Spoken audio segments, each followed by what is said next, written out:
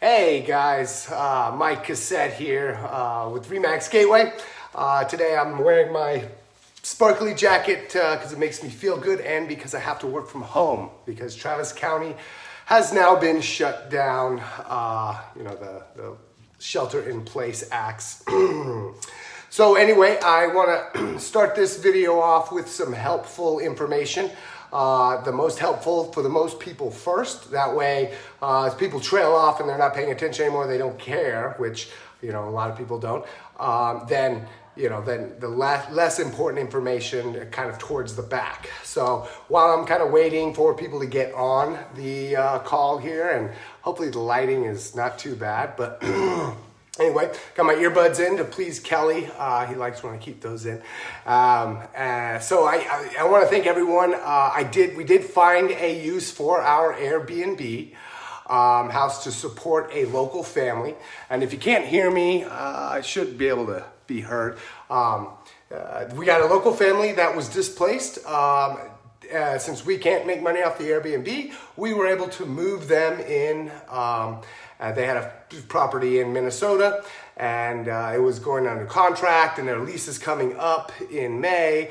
Since we don't have anyone in our Airbnb, we just said, hey, found them on Nextdoor Neighbor, move on in. So they're moving in this week. Super helpful for them, and feels good to get that place occupied regardless of any income. So I am going to be doing a Facebook Live once a week with other videos throughout the week on this business page. I'll put it on my personal page as well. But I want to talk about the mortgage relief and forbearance programs. So as many of you heard, the Family's First Coronavirus Act by the government. This is not the one that they just approved today or yesterday. This is a different one, and this is going to help a lot of people. So I hope, I'm going to read this directly out of a quote, and I'll post the PDF with all of the information on this video. But for families, this is going to help you get money from the government. And I'm going to use this as well. Since I have a kid, this is going to help people with kids. I'll do a quote real quick and read it directly. But effective for wages paid after April 2nd, 2020, all full-time employees qualify for 80 hours of federal paid sick leave at your full pay rate of up to $511 daily. If you are ill, quarantined, been advised by a medical professional to self-quarantine, or have symptoms for which you are seeking a medical diagnosis, all from COVID-19. Also, you can also qualify for the Family Medical Leave Act sick leave up to 2/3 of your normal pay, up to $200 daily for 12 weeks, of 10 of which are paid, for caring for any individual under quarantine, isolation, etc., or because your child under 18 is school or daycare has been closed. These rules apply to wages earned through December 31st, 2020. So if you have a kid at home, like I do, or many people, and their schools or daycares have been closed, you can qualify for this up to 2/3 of your normal pay, up to $200 a day for 12 weeks. So that's huge. And if you're sick, you can get up to $511 daily. So, and that's for 80 hours of federal paid sick leave at a full pay rate. So that's awesome. So another thing I was looking at, I was encouraging you and everyone else to kind of think differently. When people zig, you want to zag. So if you're investing in the stock market, now is a good time to pick up some of those tech stocks. I'm not going to financially advise anyone, but if you think about it, I thought about this earlier, and for buying flights for the next year. If you want to get a good flight deal for next spring break or for Christmas break, now is the time to buy them. I just checked flights for the winter break and for next spring, and they're almost half price. For $500, you can get from Austin to Munich. which is like really half price. So things like that, when people are pulling out, you know, you can go all in, kind of Warren Buffett type thinking. So, you know, I wanted also to remind everyone about the $100 in Amazon gift cards, the giveaway that I'm doing tomorrow. I posted that a couple days ago. Had very little engagement, and I just want to remind people, all you have to do is like my business page and comment on this post or the other one where I'm wearing a pink jacket. So that's going to be tomorrow. There's going to be 3 gift cards up to $100, $50, $25, and $25. And if you don't really care about real estate or the real estate market, then you can go ahead and log off or tune out now, because the rest of the stuff is kind of going to be real estate related. So the next thing I want to talk about is, a lot of people have been asking me, you know, about the last crash and how this crash might be different. So I'm going to show you a couple slides and some real quick documentation of why this market is completely different than the last crash. And it's going to be 5 quick points, and I'll provide the slides as well after this. So the first one is the mortgage availability, credit availability. During the bubble, it was not hard to get a mortgage. If you remember, they had ninja loans, no income, no job, no assets, and they also called them standard stated income loans, where you tell them how much you make. So this chart shows the credit availability index, the ability to get mortgage credit at any point in time. So this is 2004, and this is the bubble, and then this is right now. So it's even harder to get a mortgage now than before the bubble started in 2004, meaning the banks are making sure that people are qualified to pay the mortgages, not like subprime. So the difference between the qualification, this is 2004, this is 2005, 6, and 7, and then the drop off. So this is where we're at now. That's, you know, one major difference. Another major difference is prices are not out of control. This graph shows the annual house appreciation over the past 6 years compared to the prior 6 years. So I don't know if you can see this, but this is house appreciation leading up to the crash here. And this is our last 6 years of price appreciation. Now, it seems like we've been in a strong market recently and we've had higher price appreciation, but it's still nowhere near where it was before the last crash. Another major difference. Third major difference. We don't have a surplus of homes on the market. This is the average is a buy-sell market for buyers and sellers is a 6 months of supply.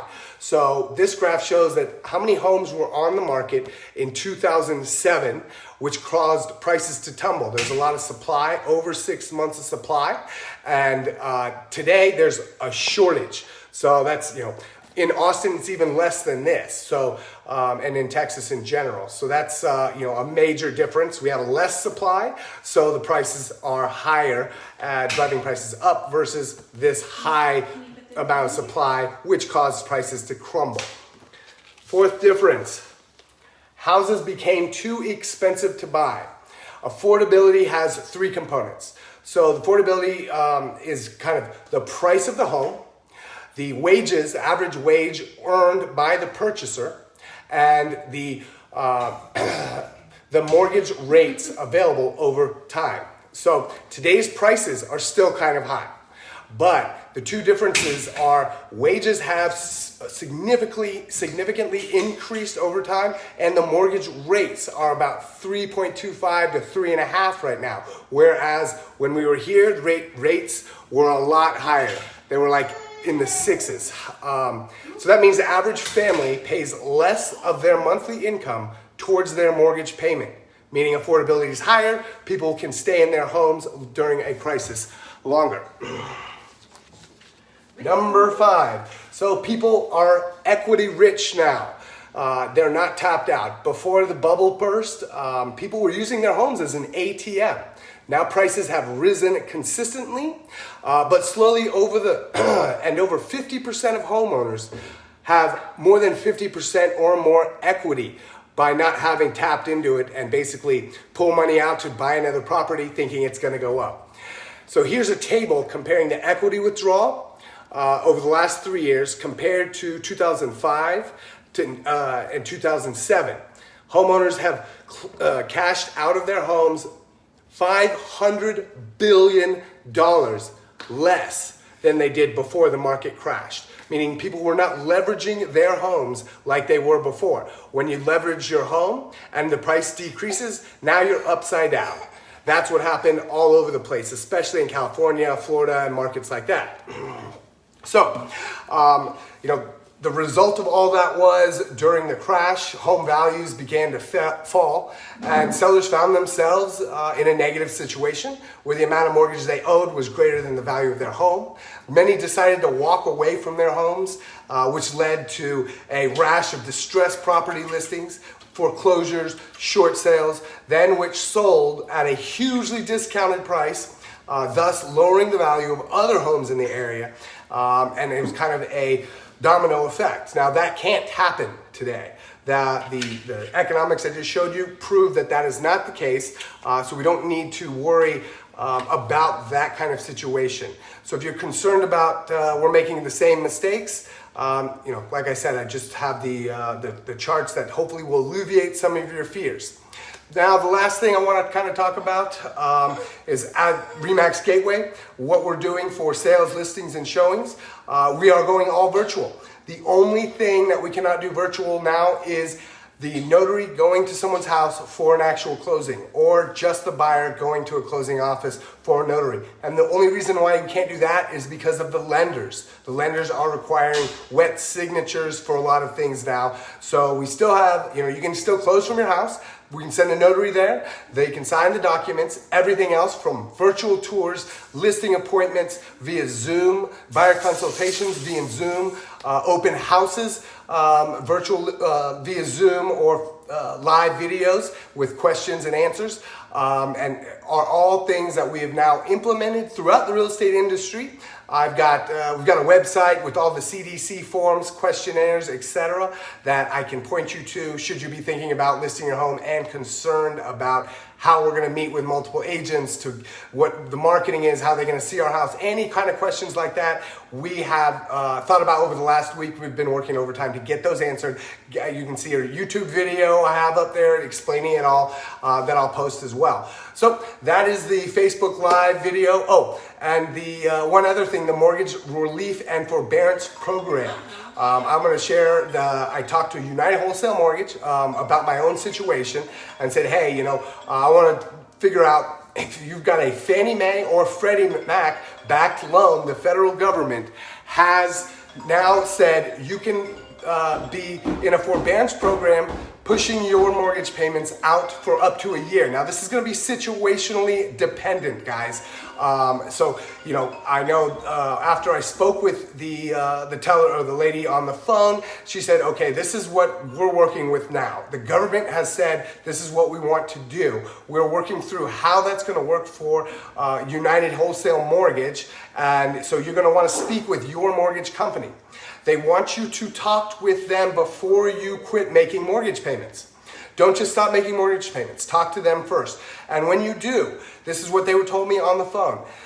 We want to help the people that are in distress. We don't want everyone to flood the market and call and say, hey, I can't pay my mortgage, get me on a program. No, you need to either be in distress, as in you missed a payment, or you think you're about to and the payment's already been due. She told me the best time to get someone on the phone and get into a program is going to be between April 1st and April 15th, without having made the payment on my mortgage on April 1st and it's already been due, and without being late on the 15th. I can call in on the 7th, 8th, or 9th and talk to someone about getting into a mortgage relief program that the federal government has instructed Fannie Mae and Freddie Mac.